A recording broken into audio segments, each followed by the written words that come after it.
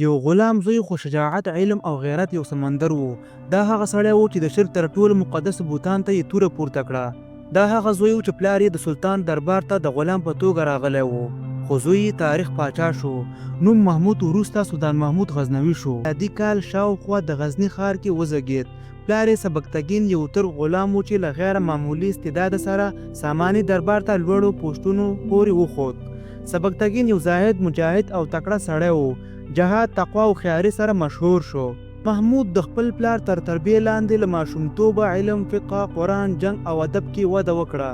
د ده مور یوه دینداره، باحجابه، هوښیاره ښځه وه چې د ده پر روح او تربیه یې ژوره اغیزه درلوده.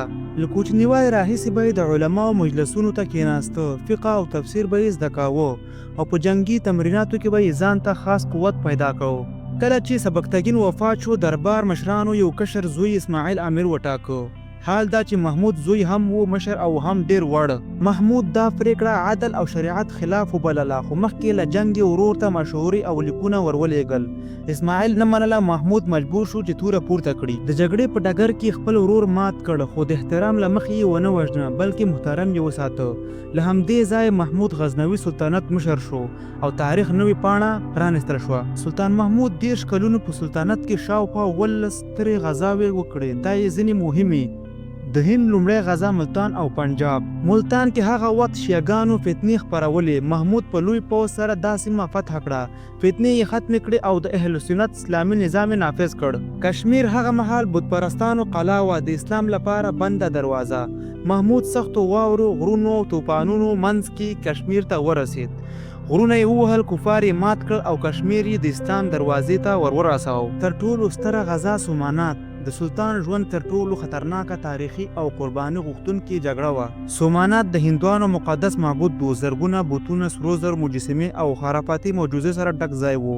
هندوانو باور درلود چې کله یو څوک سومنات ته لاس وروړي مړ کیږي. محمود وویل زه یو داسې بت په لټه کې یم چې ځان نشي ژغورلی، نو خلک به څنګه وژغوري؟ محمود 10 زره پوځ سره دریاو، غرونو، تودو سیمو او وچو دښتو له لارې لاړ. جګړه سخته وه، زرګونه کفار ودرېدل، خو سومنات ونړېد. بتونه یې مات کړل او سومنات مشر بت ټوټې یې غزني ته راوړې او ښار دروازې یې ترې جوړې کړې. دا حمله د اسلام پر تاریخ یوه درنه، زړور او یادګاري حمله وه. سلطان محمود یوازې جنګیالی نه و، بلکې د علم مینوال هم و. د خپل دربار ته د نړۍ مشهور علما راوستي وو چې پکې شامل وو ابو ریحان البیروني، ریاضي پوه، جغرافیه پوه، فزیک پوه. ابن سینا ته د ده دربار بلنه ورکړې وه، که څه هم ابن سینا نه و راغلی. د غزني ښار د هغه په واکمن کې د علم، ادب او فلسفې مرکز و. ماتونه، مدرسې، کتابتونونه او علمي حلقې یې جوړې کړې، تر دې چې د وخت یو شاعر ولیکل د علم قافلې له بغداد نه غزني ته کډه وکړه. محمود د عدالت لپاره بیلګه و. د شپې به د فقیرانو حال اخیسته. قاضي که به یو امیر ته سزا ورکړه، محمود به قاضي ته انعام ورکاوه او امیر ته به غوسه کېده. عام ولس به ورته سلطان نه وایه، بلکې عادل پاچا به یې باله. د ده دربار زړورتیا، عدل او شفافیت یو ځانګړی مثال و. محمود 1030 میلادي کال د اوري په میاشت کې د 59 کالو په عمر وفات شو. د مرګ په وخت کې زوی مسعود ته دا خبرې وکړې: زویه، سلطان کېدل مهم نه دي، رعیت ته عدل کول، د شریعت احترام او د الله تعالی وفاداري مهمه ده. دا دنیا بې وفا ده، د الله تعالی رضا وساته. د ده مزار نن هم په غزني کې دی، یو تاریخي، روحاني او اسلامي سمبول. دا کیسه د یو عام سړي نه ده، دا هغه زوی داستان دی چې غلام پلار له خاور راپورته شو او هند بتخانې یې ونړولې. دا د هغه سلطان حکایت دی چې علم، جهاد او عدل او تقوا سره راټول کړی و. سلطان محمود غزنوي، تاریخ یو ژوندی غرور. ګرانو دوستانو، زموږ ویډیوګانې لایک کړئ، چینل سبسکرایب کړئ چې نورې ویډیوګانې تاسو ته ورسیږي. ستاسو د لایک او سبسکرایب نه ډیره مننه. ستاسو ملاتړ موږ ته ډیر اهمیت لري.